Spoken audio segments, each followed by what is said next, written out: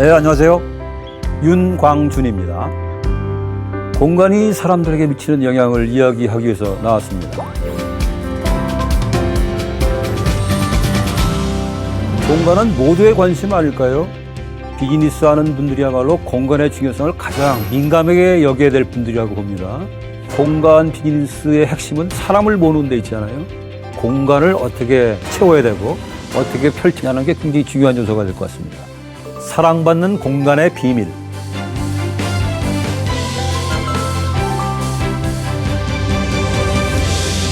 저는 앞으로 5강 동안 사람들의 공간에 대한 요구가 어떻게 달라지고 있는지에 대한 이야기를 드릴 예정입니다. 실용적인 공간이면 되던 시기가 있었죠. 지하철이면 타야 되고 가게와 물건을 충분히 진열할 수 있으면 되고, 그런데 지금은 좀 달라졌습니다. 멋진 공간이라면 그곳이 얼마나 멀건 그곳에 들어가는데 얼마를 내야 하건 기꺼이 가는 시대, 돈을 내는 시대가 됐다는 뜻입니다. 그러니 바야흐로 공간 비즈니스, 공간 마케팅의 시대가 열렸다고 할 만한 것 같습니다. 그런데 도대체 그 공간이라는 게 어떤 것을 보고 우리가 멋진 공간이라고 하는지, 지금 우리가 기꺼이 시간을 들이고 돈을 내면서까지 가고 싶은 공간은 어떤 곳인지 궁금하지 않으십니까? 멋진 공간들에 대한 이야기를 들으시면서 어디에 비즈니스의 기회가 있는지 잘 포착하시기를 바라겠습니다. 한 사례를 들어볼까요?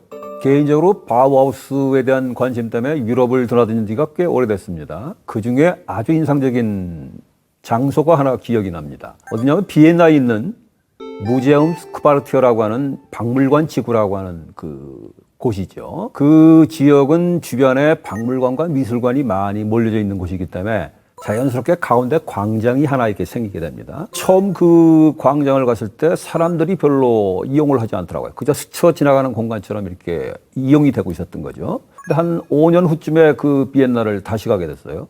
그런데 아주 놀라운 변화가 생긴 거예요. 그저 스쳐 지나가는 공간에서 머무르게 되는 공간으로 바뀌었다는 변화가 생긴 것이죠. 그 빈 공간에 의자가 들어서 있었던 겁니다. 의자가 공간에 들어서 있는데 무엇이 달라지지? 라는 생각을 할지도 모르겠습니다. 근데 우리가 생각하는 의자가 아니었던 거예요. 벤치 아닙니다. 사람이 기댈 수도 있고 누울 수도 있는 아주 멋진 디자인의 의자가 그 공간 안에 이제 놓여졌게 됐던 거죠. 그 편한 의자가 들어선 이후부터 사람들은 그 공간을 기꺼이 찾기 시작했습니다. 앉아서 휴식을 하고 심지어는 누워서 잠을 자기도 하고, 그야말로 비어있는 공간이 사람이 모여들므로 인해 가지고 매우 활기찬 삶의 공간으로 바뀌어버린 한 예를 지금 저는 봤습니다. 그리고 그 머무르는 동안에 그 의자에 앉아있는 사람들이 매우 멋지고 그리고 아주 평화롭게 보였다는 거예요. 그것을 본 사람들이 나도 그곳에 가고 싶다, 그리고 그곳에 가서 즐기고 싶다라고 바뀌게 된 것이죠. 의자 하나가 바뀌어서 사람들의 마음과 행동이 바뀐다는 것은 굉장히 중요한 사실 같습니다. 우리나라 사례도 있지요. 개인적으로 불만을 가졌던 것이 우리나라의 기차역과 전철역은 왜 이렇게 개성이 없는가라고 했던 부분이었는데, 여행을 많이 다니는 나는 기차, 전철을 많이 이용하는 편입니다. 그런데 어느 날 의문이 들었습니다. 서울역과 동대구역, 부산역이면 굉장히 큰 역인데 이 세 역의 특징들이 잘 기억에 남질 않는 거예요. 그래서 상상을 한번 해봤습니다. 태풍이 불어서 이 세 역의 간판을 다 날려버렸다면 이 세 역을 우리는 기억할 수 있을까요? 라고 하는 부분이죠. 아무도 그 역의 특징들을 아마 기억하지 못할 거라고 봅니다. 모든 건물이 똑같이 생겼다는 거예요. 이 똑같이 생긴 역이라는 것이 우리한테 굉장히 큰 영향을 미칩니다. 우리의 삶과 굉장히 밀접한 역이 이렇게 개성 없이 멋지지 않게 지어졌다는 것은 굉장히 우리의 정서적으로 우리의 기억에 영향을 미치기도 한다는 얘기겠죠. 그래서 전국의 역과 전철역들을 다시 들여다보기 시작했습니다. 그 중에 아주 특징적인 역 하나가 발견이 됐습니다. 바로 전철 6호선 녹사평역이 바로 그 이해가 될 것 같습니다. 이 녹사평역은 이용객이 많지 않은 데 비해서 굉장히 규모가 큰 역으로 유명하기도 합니다. 녹사평역은 처음에 환승역으로 계획되었다가 여러 이유 때문에 축소가 되었던 역이기도 합니다. 그래서 그 부지를 잘 활용할 수 있는 어떤 방안을 찾다가 이 건물의 형태를 빛이 들어오는 형태의 아트림을 설치를 합니다. 천장을 유리 덮어서 유리돔으로 만들어가지고 빛이 들어올 수 있게 한 구조의 구조물들을 말합니다. 지하에는 식물이 자라고 카페 시설이 놓여 있습니다. 미술관도 들어있고요. 이 역에 사람들이 찾아옵니다. 영화 촬영장으로도 많이 쓰게 됩니다. 공간 하나가 바뀜으로 인해 가지고 그 역을 바라보는, 그다음에 역을 활용하는 새로운 하나의 쓰임들이 생겼다고 볼 수가 있겠죠. 한국 지하철은 그야말로 전 세계의 최고 수준이라고 저는 생각을 합니다. 실제로 가봐도 그렇습니다. 시설 최고죠. 편리함 최고죠. 그런데 이 역을 우리는 그렇게 친근하게 느끼고 있질 않아요. 그저 스쳐가는 것, 전철을 타기 위한 정도로밖에 생각을 하고 있지 않죠. 이 멋진 전철역을 아주 사람들의 생각이 바뀔 만한 시설을 한다면 얼마나 많은 것들이 달라질까요? 라는 생각을 합니다.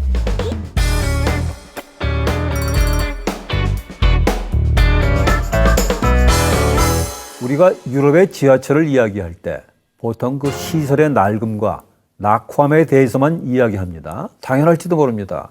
100년 전에 만들어진 지하철이 지금 우리가 보고 있는 모습과 똑같다고 볼 수는 없는 것이죠. 아주 낡고 그다음에 심지어는 냄새도 굉장히 심하게 납니다.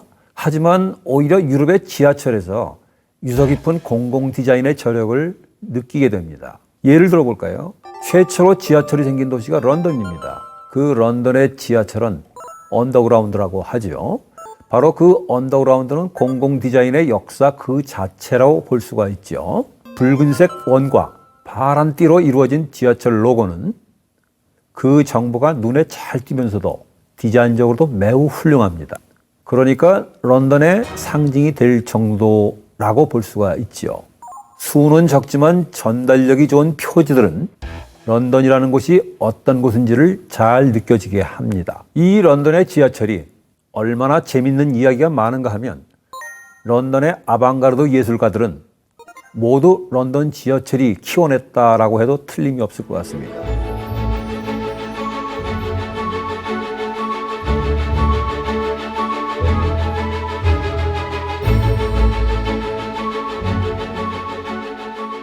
이렇게 지하철이라고 하는 공간이 삶의 현장으로, 그다음에 예술가들의 무대로 활용이 되었던 것이죠. 런던 지하철의 특징이 디자인이라면 그 세련됨과 통일성, 상징성으로 이야기될 수가 있을 것 같습니다. 반면에 파리의 지하철은 지하철 입구에 있습니다. 1901년 엑토르 기마르라는 사람이 디자인한 메트로 사인과 아르누보풍의 철제 아치문을 그대로 쓰고 있습니다. 이 엑토르 기마르라고 하는 사람의 디자인은 그야말로 참 독특하고 예술적 품격이 넘기죠. 그의 서체가 담긴 표지판은 지금 오르세 미술관에 소장이 될 정도로 그 가치가 높습니다. 아마도 파리를 방문하는 사람들은 필수적으로 찾아가 봐야 되는 곳이 바로 메트로라고 볼 수가 있죠. 그럼 이 지하철들의 특징이 주는 도시의 경험에 대해서 생각해 볼까요? 런던을 여행하는 사람, 파리를 여행하는 사람, 그리고 서울을 여행하는 사람들이 지하철을 타지 않거나 적어도 지하철 사인이라도 보지 않기는 어렵겠죠. 그 사소한 경험은 도시 전체가 어떠한 공간인지 알 수 있게 만드는 힘이 있습니다. 런던이 세련된 방식으로 실용적인 도시, 파리가 사소한 것까지 아름답기를 바라는 도시라면 과연 서울은 어떤 곳일까요? 지하철의 성능으로는, 그 다음에 그 내부의 운영체계로는 세계 최고의 수준인데 지하철을 타는 사람들은 왜 삭막한 기분에서 벗어나기 어려운 걸까요? 도시 전체를 예로 들었는데 그럼 기업이라면 어떻게 해야 할까요? 제가 돌아본 여러 공간 중에서 오드매정이라고 하는 개인 샵이 굉장히 인상이 남습니다. 이 오드매정은 여러분들이 집에서 친숙하게 들을 수 있는 오디오 기기를 팔고 있는 샵이기도 합니다. 근데 이 샵은 참 독특하게도 건물 전체가 오디오 샵으로 이루어져 있어요. 다른 것은 아예 보이지도 않죠. 이 공간 하나하나가 매우 매력적이라는 거예요.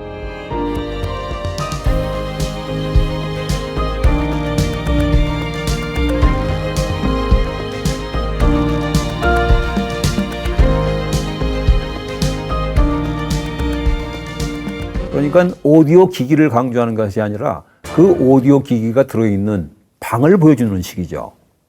내가 듣고자 하는 음악이 과연 내 방에서 어떤 모습으로 보여질까? 그 모습이 어떻게 나에게 음악을 들려줬을 때 더 큰 감흥을 줄 수 있을까? 이런 것들을 체험하게 하는 것이라고 볼 수가 있겠죠. 이 오드매종의 전략은 마치 이런 거라고 볼 수가 있습니다. 사람들은 눈으로 보지 못한 것은 상상할 수 없어요. 말할 수 없는 것이죠. 눈으로 봄으로 인해서 그 다음에 기대를 하게 되고 상상을 하게끔 하는 여러 가지 장치들이 있다는 얘기겠죠. 그야말로 내 수준에 맞는 오디오가 또 다른 방을 보게 되면, 그 다음에 또 다른 인테리어의 공간에 놓여져 있는 또 다른 오디오를 보게 되면 점점 내 꿈이 커간다는 걸 느끼게 됩니다. 언젠간 저걸 갖게 될 거야. 그 다음에 저걸 갖고 싶어. 이런 식으로 바뀌게 되는 것이죠. 그리고 그 눈에 띄어진 풍경들이 너무나 강렬해서 오디오라는 그 상품을 결국은 내가 갖고야 말겠다는 물건으로 이렇게 자리매김하게 되는 효과가 생깁니다. 많은 사람들이 자기의 제품을 더 알리지 못하고 더 팔지 못해서 신경을 많이 쓰고 있죠. 물건이 좋아서, 그다음에 성능이 좋아서, 기능이 훌륭해서 사람들에게 어필하는 시대는 지났다고 봅니다. 좋은 제품을 더 좋아 보이게 하려면 사람들에게 어떤 배려를 할 수 있는지, 그 사람이 무엇을 원하는지를 유심히 살펴보는 것이 순서일 것 같습니다. 성능이 최고인 제품을 만들어내는 기업 혹은 국가에서 생활과 문화를 만들어내는 기업과 국가가 되기를 바라는 마음입니다.